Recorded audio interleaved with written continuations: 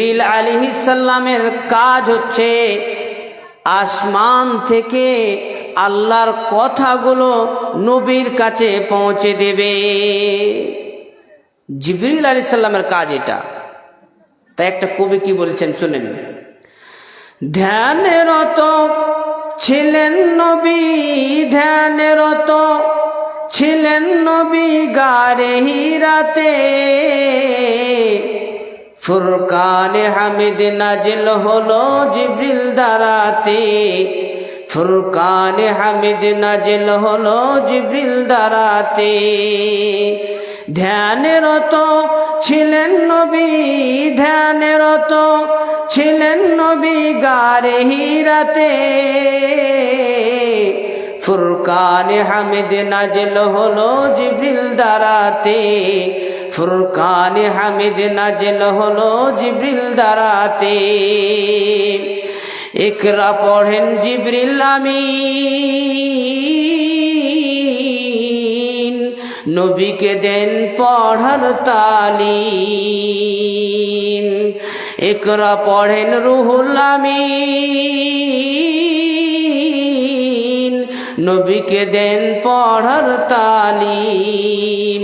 নবী বলেন উম্মি আমি, নবী বলেন উম্মি আমি জানি না পড়িতে, ফুরকানে হামিদ নাজিল হলো জিবরিল দ্বারাতে। ধ্যানরত ছিলেন নবী, ধ্যানরত ছিলেন নবী গারে হিরাতে, ফুরকানে হামিদ নাজিল হলো জিবরিল দ্বারাতে, ফুরকানে হামিদ নাজিল হলো জিবরিল দ্বারাতে। জিবরিল পড়েন সূরা আলাক, নবীজি মোর অতই চালাক। জিবরিল পড়েন সূরা আলাক, নবীজি মোর অতই চালাক। ধীরে ধীরে তারি সাথে, ধীরে ধীরে তারি সাথে লাগিলেন পড়িতে, ফুরকানে হামিদ নাজিল হলো জিবরিল দ্বারাতে। ধ্যানরত ছিলেন নবী, ধ্যানরত ছিলেন নবী গারে হিরাতে, ফুরকানে হামিদ নাজিল হলো জিবরিল দ্বারাতে, ফুরকানে হামিদ নাজিল হলো জিবরিল দ্বারাতে। জিবরিলের হাত দুখানা ধরে নবীর সিনা খানা, জিবরিলের হাত দুখানা ধরে নবীর সিনা খানা।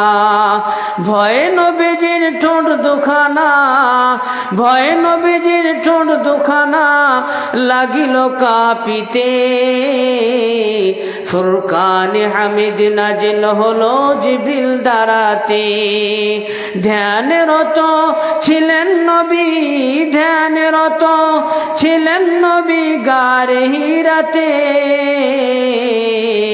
ফুরকানে হামিদ নাজিল হলো জিবরিল দ্বারাতে, ফুরকানে হামিদ নাজিল হলো জিবরিল দ্বারাতে। মানব কুলে আহকাম সারা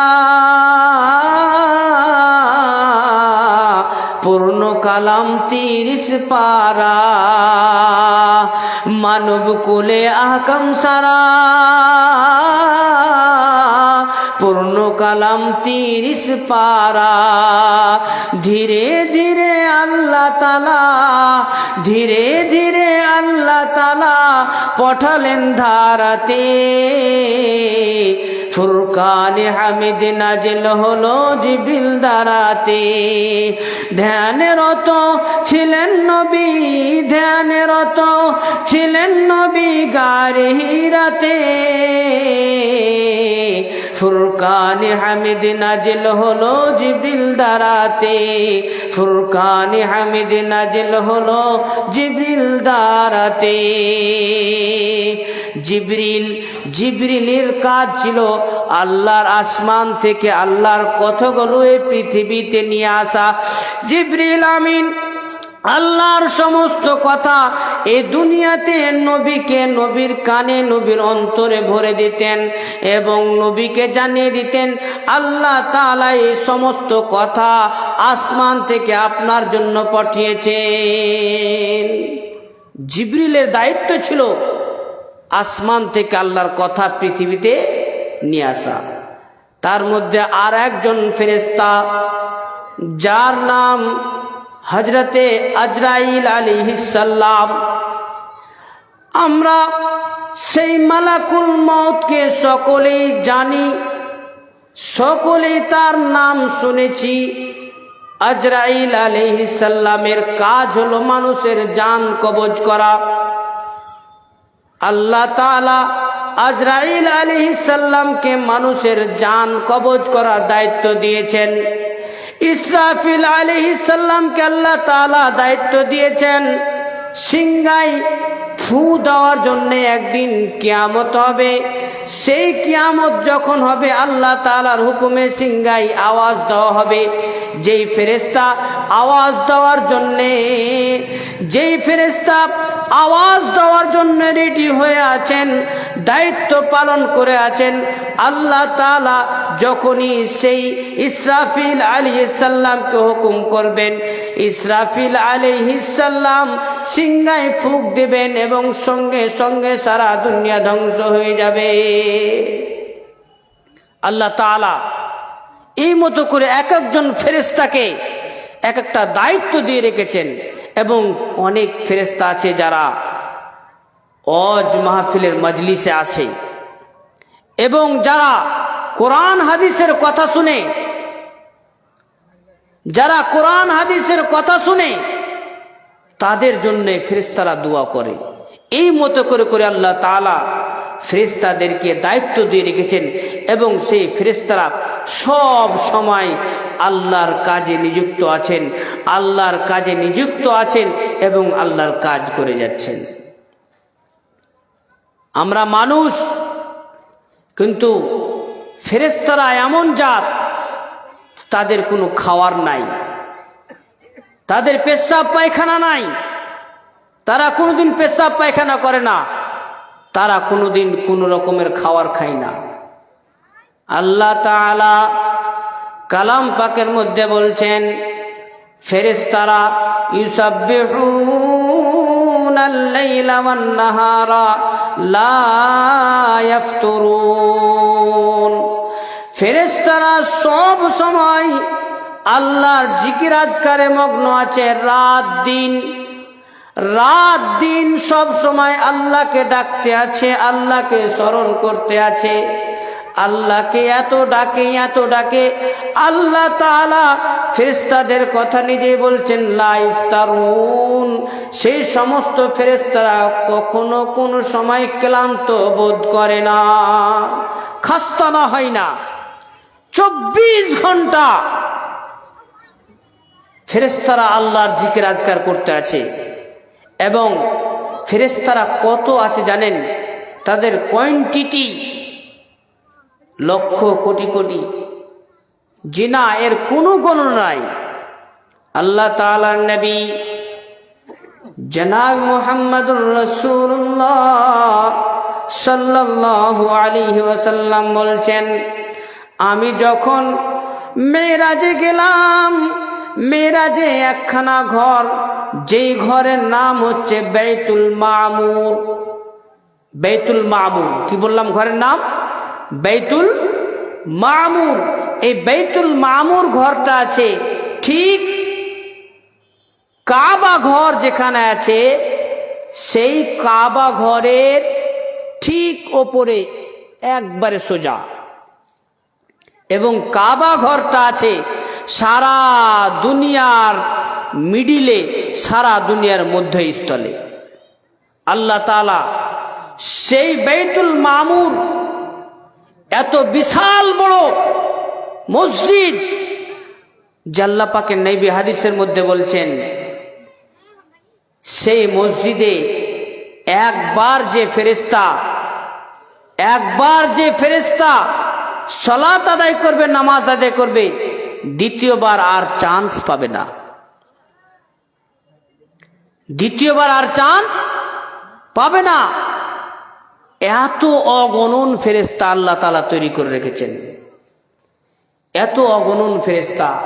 আবার কিছু ফেরেশতা আছে কিরামান কাতিবিন, কিরামান কাতিবিন, দুই ঘাড়ে আল্লাহ তাআলা কিরামান কাতিবিন ফেরেশতাকে নিযুক্ত করে রেখেছেন।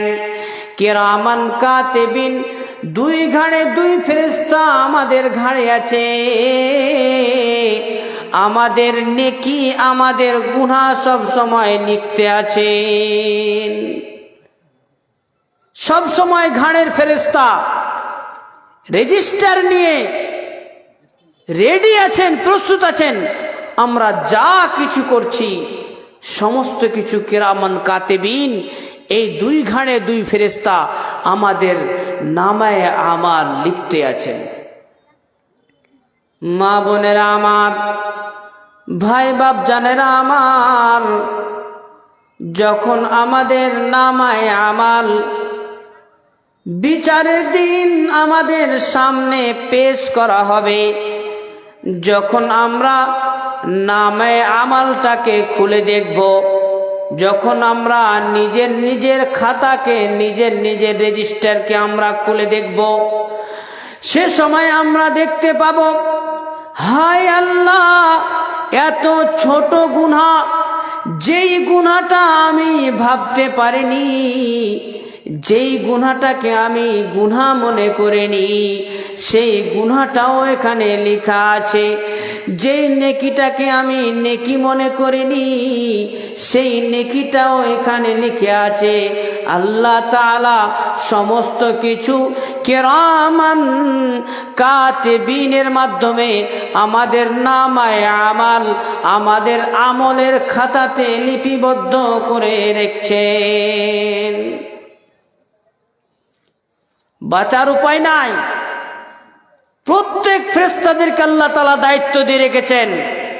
এবং আসমানেও ফেরেশতা আছে, আসমানেও ফেরেশতা আছে, জান্নাতের গেটে ফেরেশতা আছে, জাহান্নামের গেটে ফেরেশতা আছে। জাহান্নামীরাকে যখন জাহান্নামে দেওয়া হবে, জাহান্নামের ফেরেশতারা গেটে দাঁড়িয়ে থেকে বলবে, ও আল্লাহর বান্দারা, তোমরা আজকে জাহান্নামে কেন যাচ্ছ? তোমাদেরকে কি কোনো আলেম কোরআন হাদিসের কথা বলেনি? তোমাদেরকে কি কোনো আলেম নামাজ পড়তে হবে এই কথা বলেনি? তোমাদের কি কোনো আলেম জাহান্নামের কথা বলেনি? তোমাদেরকে কি কোনো আলেম জান্নাতের কথা বলেনি? সমস্ত ফেরেশতা সেই জাহান্নামের গেটে জাহান্নামীদেরকে প্রশ্ন করবে, কি ব্যাপার, তোমরা আজকে জাহান্নামে? তোমাদের তো জাহান্নামে যাওয়ার কোনো প্রশ্নই আসে না।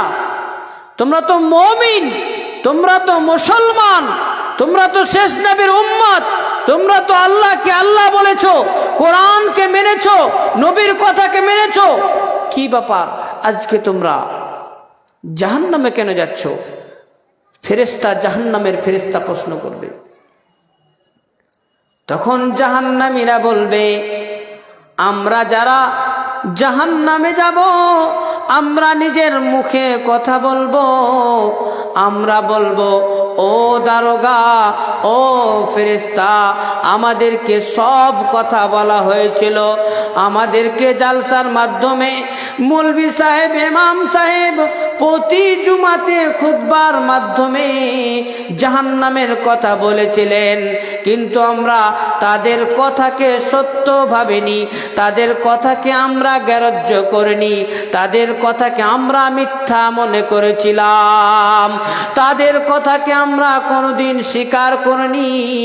তার জন্য আজকে আমরা এই জাহান্নামে যাচ্ছি। সব নিজেই নিজেই